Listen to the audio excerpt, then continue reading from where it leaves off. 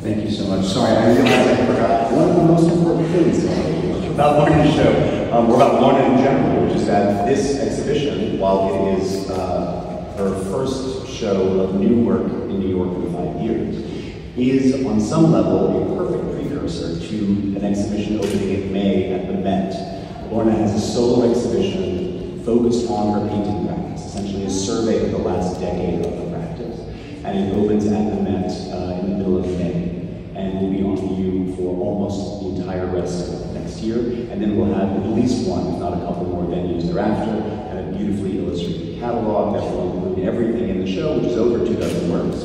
And then that many again that are not included in the show. There's yet to be a publication dedicated to the painting practice. Lorna is someone who started her entire career as a painter and then destroyed all the paintings that she made when she was in grad school and focused on photography predominantly for decades. So this is on some level a return, and I hope you'll all get to see the exhibition at the Met. At any moment, interrupt and ask any questions, but I want to tell you a bit about how this all came to be.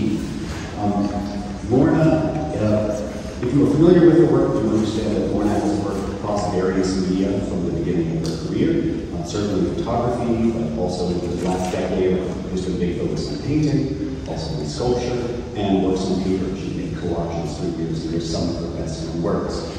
There is a particular book that was a source of inspiration for many works on paper over the course of the last decade or so. And it is a 1929 Smithsonian natural history textbook called Minerals of Earth and Sky. And it is a very beautiful leather-bound volume that has black and white photographs of meteorites and then a brief text about them. And in some cases, the text says simply when this meteorite was discovered, or what the mineral content of this particular stone is, or how much it weighed. And then some texts are a little bit more expansive. And so Lorna had a copy of this book that she had mined many times for visual material, and came across a particular description that she found to be really striking. This is several years ago. And she said to herself, I need to come back to this. She put a bookmark in it and put it on the shelf. And so then maybe a year and a half ago, she was clearing out the studio, came across this book, reread the text, and said, there's a body of work there. That is really interesting, and that's something I need to unpack and explore. And that's the text that you see here. We have copies of it at the desk, so you can take it with you. I imagine many of you have read it, but to summarize, essentially, the text describes a particular meteorite that was found kind of almost nearly calamitously in February of 1922 by an unnamed black sharecropper on the farm of a white judge in Baldwin, Mississippi. And the story is, in this text, essentially owned by the judge, but the story really belongs to this sharecropper, who is unnamed, and then whose name Lorna later discovered through research was Mr. Ed Bush. The meteorite lands at this man's feet, narrowly escaping death. He is standing there and discovers this meteorite at his feet, and is quite disturbed by this and frightened. However, one of the things that Lorna was quite attracted to was that the meteorite announces its presence not through sight or through touch. Granted, the touch of the meteorite arriving would be a fatal one, but through sound and through smell. And she thought that was really fascinating and really beautiful. And so that was, on some level, at the heart of her inspiration. She also thought that it was quite interesting to have a narrative that is owned by this white judge with an unnamed, referred to several times, but unnamed sharecropper, and was really struck by what that relationship might have been. It felt like it certainly had the potential to be quite a fraught one. And so she used this, turned to this as an inspiration for an entire body of work. What you're seeing here is the original text, laid out precisely as it was typeset in the book.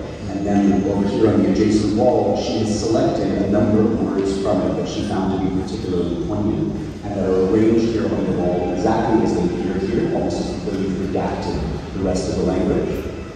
For me, they bear in the cloud arrangement very much recalls the photo works that Lorna has made in the past. And then on the ground, you have an actual meteorite that the artist sourced and placed here. It happens to be much bigger than the one described in the text, which is only 345 grams.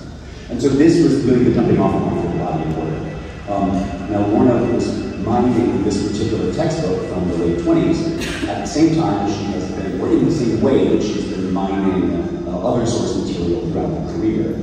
Chief among her sources has historically been Ebony Magazine. And these adjacent paintings find Ebony Magazine as their source. She loved the idea of having these paintings live alongside. They're referred to as constellation paintings. What you were looking at, however, are not star charts. They are bullet holes. The original image that she used as source material came from a 1960s issue of Ebony Magazine about gun violence in America. And so you're seeing bullet holes sprayed across the wall. A thing that is quite interesting about the relationship between these two is that a bullet, like a meteorite, tends to announce its presence with smell and with sound. You don't really ever see a bullet in action the same way you don't see a meteorite in action. You see the result of its arrival. And that connection she found to be particularly poignant and interesting.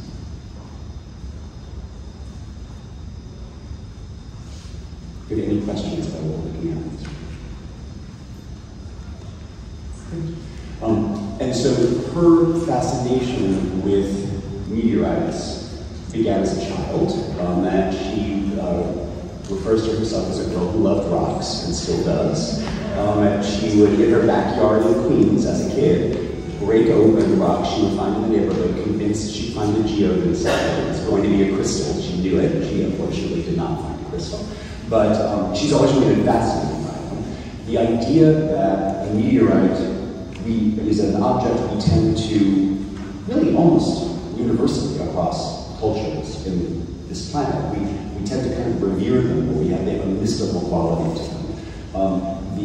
The reality is we are, not to be cheesy, but we are all stardust, right? We all are made of this material. Everything we touch comes from this. And in fact, if you were to go onto the roof of any building in New York and gather the dust that you see there and test it, inevitably some of that would be identifiable as meteorite.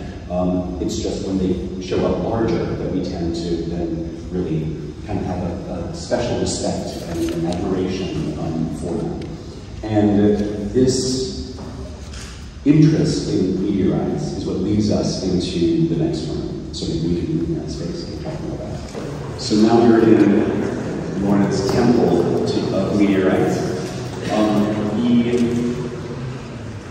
The images, so some of these images you're looking at as source material come from that book I mentioned, the Smithsonian textbook from 1929. Others are images she found that are in the archives of various natural history museums that collect these. Others are photographs she took herself. I think a couple of them making images of different angles of the meteorite we saw on the floor outside.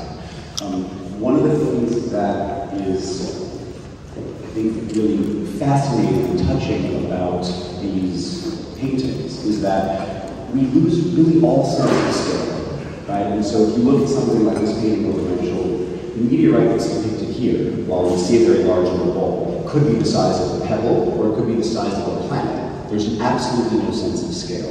The human relationship to scale becomes totally untethered. The same, I would say, goes for the human relationship to time, right? Like these meteorites could be, in theory, we're photographing them to start with the source imagery here, but it could be from 500 million years ago, it could be from next Thursday, and on some level, it almost doesn't matter, right? Like there's no particular importance attached to the time of development. It exists on the geological scale of time, totally outside a human scale of time. The works are made, these paintings are made the same way that those paintings outside are made in terms of source material. She starts with these images, she scans them, she manipulates them digitally. They're screened onto a gesso panel, and then acrylic paint is applied to the surface. These are all made with black and silver acrylic paint. It was a really interesting experience for Lorna to work in this way. She has worked with acrylic paint and ink in a painterly way for the last decade, certainly. but to work in black and silver is very different from working in, especially with the addition of silver, from working in color. And as she explained it, she almost had to work in negative. That her application of silver felt essentially like a removal rather than an addition. So on some level, she really had to relearn how to make paintings in order to make the show. The notion also of, for me, the notion of figure and ground is incredibly important. Lorna is an artist who has been long associated with figuration. That has been something that's really a through line for practice. And the figure is present here as well, I think in really meaningful ways. In some cases, certainly one can look at these as bodies or organs, or you can have a lot of different references. I think materially, it's a little bit like looking at the clouds and suddenly seeing something else in the clouds that you're familiar with. But it's also the most elementary notion of figure and ground. Right? You have the object floating in space, but then also a suggestion of the figure we read about in the text outside. The suggestion of the figure also is present in these bullet holes. There is always some sense of the human figure implicated in this. And the space between kind of beauty and mystery and violence is something that I think really saturates the entire exhibition. And that is certainly the case here. We also thought it was important, we closed it this morning, but there's a skylight, and it's quite nice when that's open because you can actually look up and for a moment feel slightly imperiled by the idea of a meteorite coming to find you while you're in the exhibition. And that was really attractive to the audience to have that moment of a little bit of insecurity, because there's also a thrill in that danger, and I think that that is something that she responds positively to. If you, I guess I can open this up to questions. If anyone has any questions about. Can you talk about the text? Oh, the lengthy text or the titles. Of course, sorry, that's a really good point. So, the meteorites, as we talked about in the other room, have a long history of being revered by different cultures, being studied, being traded, being taken, being stolen. Also, it's interesting to think that meteorites as kind of a terrestrial extension of space occupy a conceptual place where suddenly, somehow, colonialism is not a problem, right? People talk about colonies on other planets like it's nothing, in a way that we would never do in a more terrestrial way. Also, the act of naming things is something that's very interesting. You know, meteorite gets a name, and suddenly you've identified exactly what that is. It has a history that we have attached to it. It's kind of profoundly colonial gesture. Now we own that, we've given it its title, and now it has its own place in our hierarchies. The history of the collecting of meteorites is something that's been very interesting. There's one in particular, this meteorite, it happens to be, that's quite large, belongs to the Museum of Natural History. And the rough summary of its history, which is embedded in the title, which you have in the checklist, which is quite long, is that it was found, it was discovered by curators at the Natural History Museum in New York that this very large meteorite was in Alaska, kind of in the middle of the country, of the countryside, I should say. And it was being used by a local Inuit community to provide metal for tool making. And that's how these curators learned about it. And they went to explore this object, thought it was really incredible, took it out of this culture, brought it to New York, and put it on display, and then also invited, and I say that in quotes, 4 members of this community to join them, and to join it in New York, all of whom then died in New York, never to return to their community. And subsequently, the children and grandchildren of those people attempted to essentially repatriate their remains to their community, and that has never happened. And so on some level, she was really fascinated by the way that something that is in principle so benign as an object actually can be a source of tremendous conflict and violence and kind of a colonial gesture.